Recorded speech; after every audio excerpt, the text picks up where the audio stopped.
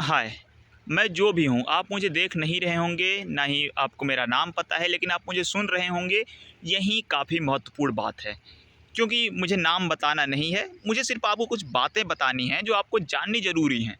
तो वीडियो को पूरा देखिएगा, क्योंकि वैसे भी हमारा जो टेम्पर है, हमारा जो टाइमिंग चीज़ों को देखने की टाइमिंग है, वो घट गई है रील और इंस्टाग्राम के दौर में। लेकिन ये काम की वीडियो है, आपके काम की वीडियो है।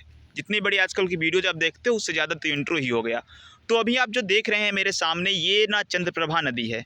चंद्रप्रभा नदी का एक हिस्सा है और चंद्रप्रभा नदी यहीं इसी इलाके से निकलती है। ये बौहरा गाँव है, इधर आपको आमडीह देखने को मिलेगा, आमडीह ग्राम। और इधर ये जो नदी है, इसकी उस तरफ आपको हरैया, नागनार हरैया देखने को मिलेगा।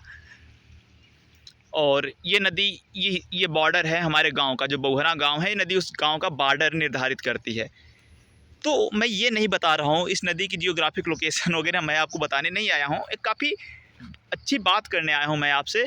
उधर आप देख रहे हैं, और इधर से जाएंगे कुछ दूरी पर, तो उधर से ही नदी की शुरुआत होती है। चंद्रप्रभा बांध बना हुआ है, काफ़ी पुराना बांध है, हमारे जन्म से पहले का ही है। तो मैं आपको ना एक चीज़ बताता हूँ।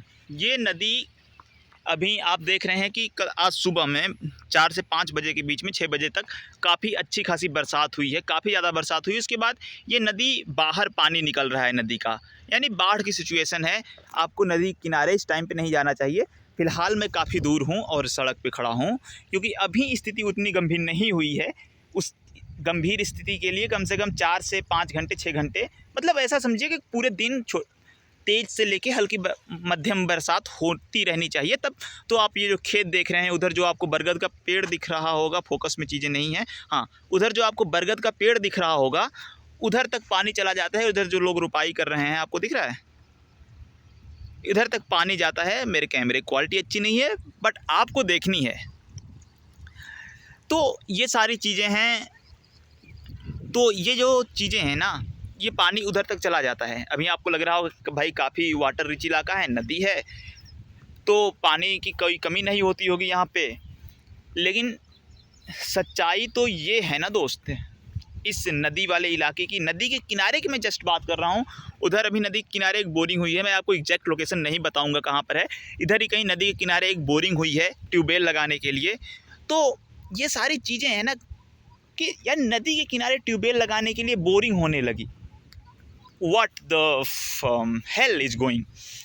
चीज़ें इतनी सिंपल नहीं हैं। आप यहाँ पर देख सकते हैं, काफ़ी सारा पानी है। एक टाइम हुआ करता था इस नदी पे, हमारे पापा बताते हैं, दादा तो हैं नहीं बताने के लिए मेरे पास, और काफ़ी सारे अपने मोहल्ले के जो बुज़ुर्ग लोग हैं बताते हैं कि उनके टाइम पे ना इस नदी से पानी पिया जाता था, खेती की जाती थी। अब ऐसी बात नहीं है, मैं जाड़े के दिनों की, भैया मानसून सीज़न की बात नहीं कर रहा हूँ भाई, मैं बरसात की सीज़न की बात नहीं कर रहा हूँ, मैं गर्मियों की बात कर रहा हूँ। भीषण जेठ की तपती हुई लू भरी गर्मी के दिनों की बात कर रहा हूँ। तब यहाँ पे पानी हुआ करता था इस नदी में। और उनकी छोड़ो यार, मैं अपने बचपन की बात बता रहा हूँ। हम इसी नदी में तैरने जाया करते थे, मतलब उसमें तैरना सीख रहे थे, तो इस नदी में हम जाया करते थे। उधर एक इलाका है, उधर पानी हुआ करता था। आज के टाइम में पूरी की पूरी नदी आपको सूखी हुई मिलेगी, अनटिल एंड अनलेस नहर ना खुली हुई हो। खोलते हैं ना नहर गर्मियों में पशुओं के पानी पीने के लिए, तो ऐसी सिचुएशन ना हो। तो यहाँ पे पुल भी नहीं है। तो यहाँ पर यही प्रॉब्लम है। पहले क्या होता था, इस नदी में पहले पानी इसलिए रहा करता था कि उन नदी पे छोटे छोटे बंधे बनाए जाते थे। गर्मी जब शुरू होने लगती थी, तो आसपास के लोग मिलके ना बंधे बनाया करते थे, मिट्टी के कच्चे डैम बनाया करते थे, ताकि पानी जगह जगह रुके।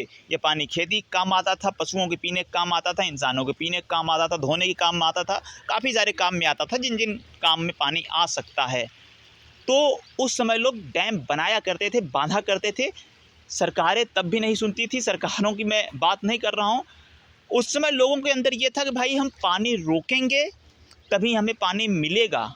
दे आर मोर, ऐसा समझो कि यार, इंग्लिश में मैं क्या बोलना था भूल गया स्क्रिप्ट, कि वो ज़्यादा समझदार थे हमसे। आज हम पढ़ी लिखी जनरेशन है, 87% हमारी लिटरेसी रेट है कंट्री की, लेकिन वो हमसे ज़्यादा पढ़े लिखे थे यार, हमसे ज़्यादा समझदार थे। पढ़े लिखे इन द सेंस जानकारी उनके पास इन चीज़ों की थी। कि अगर आज हम पानी को रोकेंगे तो हमें पानी मिलेगा, बट हम आज ये चीज़ें भूल गए हैं। कैसे भूल गए हैं, मैं आपको एग्जांपल देता हूँ। बेंगलुरु में एक टाइम पे काफ़ी सारी झीलें हुआ करती थी, तालाब हुआ करते थे, उन्हें झीलों का शहर बेंगलुरु कहा जाता था। बट आज के टाइम में कोई कहीं वही 50 से 60 झीलें बची हुई हैं, जिस बेंगलुरु में 1100-1200 झीलें हुआ करती थी। तो अब वो भी हैं ऐसी कंडीशन में, सिर्फ बची हैं, कागज़ों पे बची हैं। बाकी जगह हमने उन्हें पाट के ऊंची ऊंची हाई रेस टावर्स बना दिए, शीशे की बिल्डिंग्स बना दी। यहाँ पर भी वही हुआ। पहले के लोग पानी इसलिए बचाते कि उनके पास पीने के लिए एक नदी ही स्रोत थी और किसी किसी के पास कुआं हुआ करता था, तो यही तो सोर्सेस थे जिससे लोग पानी पिया करते थे। आज तो सबके पास घर घर ट्यूबवेल हो गया है, कहीं कहीं पाइपलाइन कनेक्शन है। ट्यूबवेल तो भाई आज हर गांव में है, चाहे फिर कच्चा वाला हो, जैसे कच्चा वाला देखें ना आप, हाथ से बोरिंग करके लगाया जाता था। आपने देखा होगा अगर आप गांव से बिलोंग करते हैं तो। मेरे पास भी है, अब चलता नहीं है, लेकिन अभी तो एक पक्का वाला है, उसमें हैंड पंप लगा हुआ है, सबमर्सिबल पंप लगा हुआ है। लोगों के पास अब चीज़ें आसानी से उपलब्ध हो गई, तो हम नदियों का महत्व भूल गए। क्योंकि अब हमारे पशुओं को भी पीने के लिए पानी है, हमें पीने के लिए भी पानी है, खाने के लिए भी पानी है, धोने के लिए भी पानी है, सारे कामों के लिए पानी है, आसानी से उपलब्ध है। लेकिन है नहीं, ऐसा हमें लगता है। गर्मी के दिनों में ये जो नदी देख रहे हैं, इसी नदी के पास ये जो घर आपको दिख रहे हैं ना, ये सब इन्हीं लोगों को पानी की किल्लत होने लगती है। दूर दूर से लोग पानी 500-600 मीटर से पानी लेते हैं, 1-1 किलोमीटर से पानी लेते हैं, टैंकर्स चलने लगते हैं। तो क्या आखिर ऐसा क्यों होता है? मेन रीज़न है कि जो अथाह पानी जा रहा है, हम इसे रोक नहीं रहे हैं। इस पे कोई डैम नहीं है। हम मानसून ख़त्म होने के बाद अब मिट्टी के बंधे नहीं बनाते हैं, जो जगह जगह पानी को रोकते नहीं हैं, बचाव नहीं करते हैं पानी का। तालाबों को पाट के हम घर बना रहे हैं, और जो पहले पानी जो तलहटी में जाया करता था, वो पानी तलहटी में ना जाके ऊपर ऊपर बह जाता है। मेढ़े ऊंची नहीं है, बरसात हुई तुरंत हमें रुपाई करनी है, कहानी ख़त्म। अब रोप में पानी होना नहीं चाहिए। यही सारी चीज़ें हैं। पहले तालाबों से जो होता था, रेन वाटर हार्वेस्टिंग होती थी।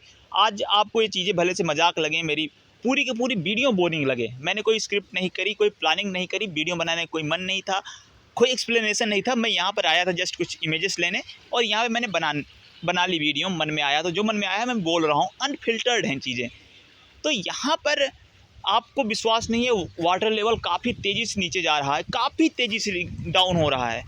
और मैं आपको बता दूँ, वो दिन दूर नहीं है जब वाटर लेवल काफ़ी नीचे चला जाएगा। अभी ही अपने गांव में ही काफ़ी सारे लोग 400-500 फीट नीचे की बोरिंग करवाए हैं ट्यूबवेल लगवाने के लिए, फिर भी पानी थोड़ा सा मिला। तो ये चीज़ें आज ही अलार्मिंग हैं, चीज़ें आज ही हमें अलार्म बज रहा है कि भैया उठ जाओ, जग जाओ, देखो। लेकिन हमें फ़र्क नहीं पड़ता। हम तो वैसे भी, हमारी आदत है, अलार्म हम कई सारे बजते हैं हमारे, हम बार बार बंद करके उसे सो जाते हैं। तो भाई अलार्म इस बार बंद मत करो, अलार्म पर उठो, अलार्म बज रहा है, उठो और चीज़ों को सही करो। मानसून ख़त्म होते ही नदी पर छोटी छोटी बंधियाँ बनाओ, मिट्टी के बनाओ, खुद से बनाओ, सरकारों का वेट मत करो। आएगा मानसून, बह जाएगा, उसे बह जाने दो, उससे फ़र्क नहीं पड़ता। आप पेड़ लगाओ, आपको जहाँ जगह मिले, नदी किनारे पेड़ लगाओ, अपने ज़मीन पे, अपने मेड़ पर पेड़ लगाओ। चीज़ें, अलार्म बज रहा है, आप उसे बंद करने की कोशिश करोगे ना, तो आज आप तो जिंदा हो सकता है आप में से कुछ लोग 10 साल जिए, कुछ 20 साल, 30 साल, 40 साल, 50 साल, 60 साल, लेकिन अपने आने वाली जनरेशन के बारे में सोचो, उन्हें हम क्या दे रहे हैं। हमारे टाइम में टेम्परेचर 48 डिग्री तक जा चुके हैं, हम उन्हें क्या दे रहे हैं? एक तपती हुई, झुलसती हुई ही धरती, एक ऐसी दुनिया जहाँ ना तो पीने को पानी है, ना लेने को, सांस लेने को साफ़ हवा है, क्या है? कुछ भी नहीं है। तो भाई उठो, और अपने इन नदियों को, ये पानी बह रहा है ना, इस पानी को रोकने के लिए सरकार से मत बोलो, सरकारें नहीं सुनने वाली हैं आपकी। सुन भी लेंगी तो ये एक डैम बनाएंगी, क्योंकि चीज़ें कॉस्टली होती हैं। हम मिट्टी के डैम बना सकते हैं जब पानी नदी में कम होने लगता है, पहले भी बनाया जाता था। मिट्टी के डैम बना सकते हैं जिससे पानी रुकेगा, पानी रिस कर धरती के अंदर जाएगा तो ग्राउंड वाटर रिचार्ज होगा, उसकी वजह से वाटर लेवल ऊपर आएगा। और हमें फिर जो टैंकर के पीछे भागते हैं ना, टैंकर के पीछे लड़ाई करते हैं, झोटा नचौगल करते हैं, कुकुर भौं भौं करते हैं, ऐसा कुछ नहीं करना होगा, क्योंकि तब पानी आसानी से हमें उपलब्ध होगा। सरकारें चाहे कितनी ही वाटर लाइन लगा दें, पाइप लाइन लगा दें, लेकिन पानी आएगा कहाँ से आपको पीने के लिए, जब पानी कहीं रहेगा ही नहीं। आपके आसपास के कुएं हैं, उनको साफ़ कीजिए, उनमें बरसात का पानी जाने दीजिए, क्योंकि आप अपनी सोचोगे, आपके जो बेटे हैं, आपके जो बच्चे होंगे या जिनके नाती पोते होंगे, उनकी भी सोच लो ज़रा सा। भाई आपके लिए महत्वपूर्ण है, मेरे लिए महत्वपूर्ण है। और ना फिर खोजते रहोगे मंगल पे, दूसरी किसी और ग्रह पे मिल भी जाएगा जीवन, जाने की टेक्नोलॉजी बन भी जाएगी, तो भी तुम इसी धरती पर सड़ने के लिए बने हो।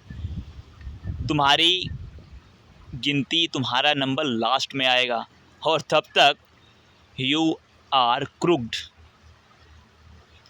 Like a toast. Good bye.